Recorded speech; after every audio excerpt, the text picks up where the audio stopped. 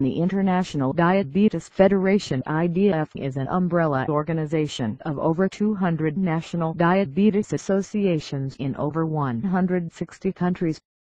Besides promoting diabetes care and prevention, the IDF tracks statistics on diabetes and diabetics on a worldwide basis. The Federation publishes the Diabetes Atlas, a collection of statistics and comments on diabetes which is issued from time to time. The Atlas is based on data supplied by its members. As these are national associations, the facts and figures published by the IDF are considered quite reliable. According to the 6th edition of the IDF Diabetes Atlas, which was published in 2013, the total population of the world is 7.2 billion. This is expected to have risen to 8.7 billion by 2035, i.e. in 22 years' time. This total population includes 4.6 billion adults, and these has been projected to reach 5.9 billion by 2035. The IDF defines an adult as a person aged 20 to 79 years. The most likely age range for the development of type 2 diabetes. According to the Diabetes Atlas, 382 million people around the world, or 8.3% of all 4.6 million adults 20 to 79 years, are estimated to be suffering from diabetes. Almost half of all adults with diabetes are aged 40 to 59 years, the age range during which people are at their most productive phase in life. The number of people with type 2 diabetes is increasing in every country. If current trends continue, the IDF expects that there will be more than 592 million diabetics by 2035, a rise of 55%, when 1 adult in 10 will be diabetic. Undiagnosed diabetes. Type 2 diabetes may be undiagnosed for several reasons. There are few symptoms in the early years of the disease. In addition, the complications vary so widely that, even when symptoms do exist, diabetes may not be recognized as the cause. The IDF figure for 382 million diabetics in 2013 includes 175 million who are undiagnosed. I must admit I was astounded when I first read that 46% of diabetics are undiagnosed. How can you count something if you don't know it exists? Estimating the number of undiagnosed diabetics, I discovered, is relatively easy. All the IDF had to do was to arrange tests for a sample of people living in a particular area. The tests, which are carried out by the IDF's national associates, identify both known and unknown cases of diabetes, and it is a simple mathematical exercise to extrapolate to the population as a whole with a high degree of accuracy. Many but not all persons who know they have the disease will be making some attempts to beat their diabetes.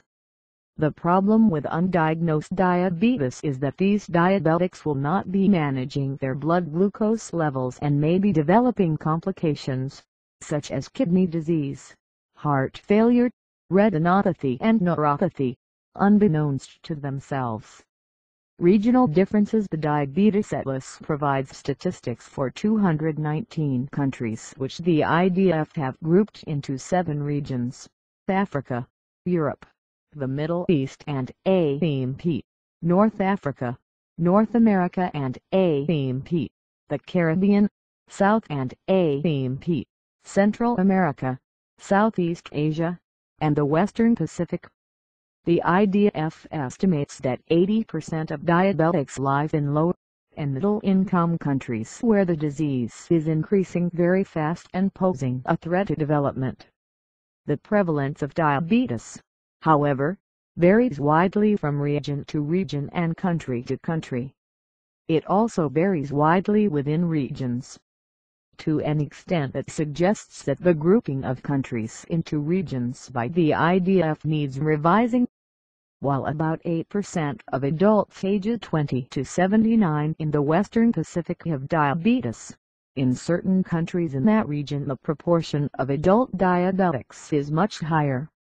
In Tokelau, for example, 37.5% of adults are diabetic. The figure for the Federated States of Micronesia is 35%. In the Middle East and North Africa, nearly 11% of adults have diabetes. However, this is an average for the entire region and the figures for the Arabian Gulf states are much higher, more than double the average, with 24% of adults in Saudi Arabia, 23.1% in Kuwait and 22.9% in Qatar being diabetic. Undiagnosed diabetes also varies from region to region. In some countries in sub-Saharan Africa up to 90% of diabetics are undiagnosed, mainly due to a lack of resources and priorities. By contrast, in high-income countries about one-third of the people with diabetes have not been diagnosed. In most countries diabetes is increasing in tandem with rapid economic development, which is leading to changes in diets, aging populations, increasing urbanization, reduced physical activity and unhealthy behavior. Many governments, however, seem to be unaware of the growing crisis and the likelihood of serious consequences that could stifle their country's development. Impaired glucose tolerance (IGT). The IDF estimates that about 316 million people or 6.9% of adults 20 to 79 have impaired glucose tolerance (IGT). By 2035 this number is expected to have risen to 471 million, 8.0% of the world's adult population. This is serious, as people with IGT or pre-diabetes have a greatly increased risk of developing type 2 diabetes. IGT is also linked with the development of cardiovascular disease. The majority of adults with IGT, about 3.5% of the world's total adult population, are under the age of 50 and are thus at a high risk of becoming type 2 diabetics later in life. Even more worrisome is the fact that nearly one-third of all those who have IGT are aged 20 to 39 years. Unless they overhaul their lifestyles, these people are virtually guaranteed to become diabetic later in life. Adding the number of diabetics worldwide 382 million to the number of people with IGT 316 million gives a total of 698 million. In other words, nearly 10% of the total population of the world, or over 15% of all adults 20 to 79, have either diabetes or pre-diabetes. By comparison, only 33.4 million people on this planet are living with HIV/AIDS. About 1/20th of all diabetics and pre-diabetics. It's glaringly obvious that diabetes and pre-diabetes represent the massive crisis that is threatening to overwhelm global health systems. Deaths received opinion is that the medical complications caused by diabetes, such as heart failure and kidney disease, are major causes of death in most countries. However, it is very difficult to accurately estimate the number of deaths because more than a third of countries do not maintain data on death due to diabetes, and routine health statistics under record these deaths, because the death certificates on which these statistics are based often omit diabetes as a cause of death. To overcome these problems, the IDF uses a modeling approach to estimate the number of deaths attributable to diabetes, and appears to have come up with some reasonable estimates.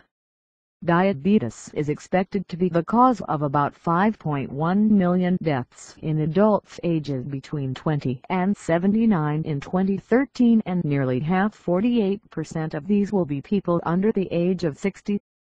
Diabetes ranks as a leading cause of premature death. These deaths represent about 8.4% of all deaths of adults 20 to 79. Deaths due to diabetes are increasing. The estimated overall number of deaths in 2013 represents an 11% increase over the estimates for 2011. Death from diabetes is on the rising trend. Health costs. There is no cure for diabetes. For this reason, diabetics have to look after their health assiduously. Where they are unable to control their diabetes through diet and exercise, they have to resort to regular medication. This can be expensive both for health systems and for diabetics and their families.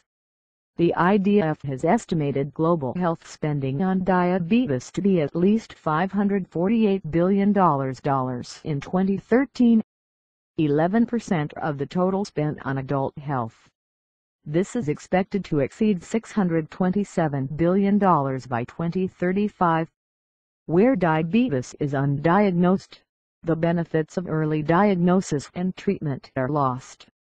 Thus, the costs relating to undiagnosed diabetes must be considerable. One study found that undiagnosed diabetes in the USA was responsible for an additional $18 billion in healthcare costs in 1 year. There are large disparities in spending between regions and countries. Only 20% of global health expenditure on diabetes was made in the low and middle-income countries where 80% of diabetics live. On average, the estimate spend in 2013 is $5,621 per diabetic in high-income countries but only $356 in low and middle-income countries. However, when individual countries are compared, the disparities are extremely stark. Norway spends an average of $10,368 on diabetes health care per diabetic, while countries such as Somalia and Eritrea spend less than $30. The costs associated with diabetes, however, are much wider than just the costs of providing the appropriate health services. The overall costs include losses in productivity, social costs such as disability payments, and losses of income. Without a doubt, diabetes imposes a heavy economic burden on countries, families and individuals. To find out more, visit IDF Diabetes Atlas where you can download the book free of charge. If you explore the site, you'll also find plenty more statistics if you click on Diabetes, Facts and AMP Figures.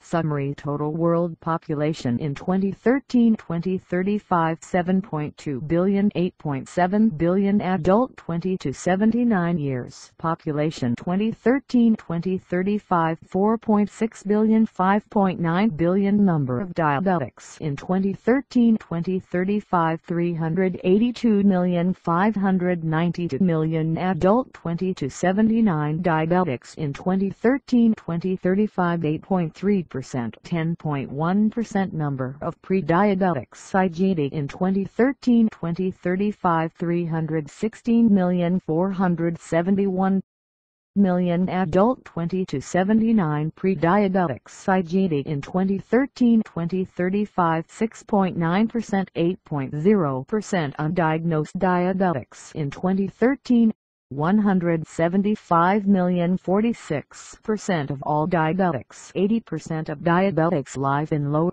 and middle-income countries. Number of deaths of adults 20 to 79 in 2013, 5.1 million. Health expenditure for diabetes in 2013-2035 $548 billion, $627 billion. Only 20% of total health expenditure spent in low and middle-income countries. Total health care spend per diabetic in Norway, $10,368. Total health care spend per diabetic in Somalia, $30.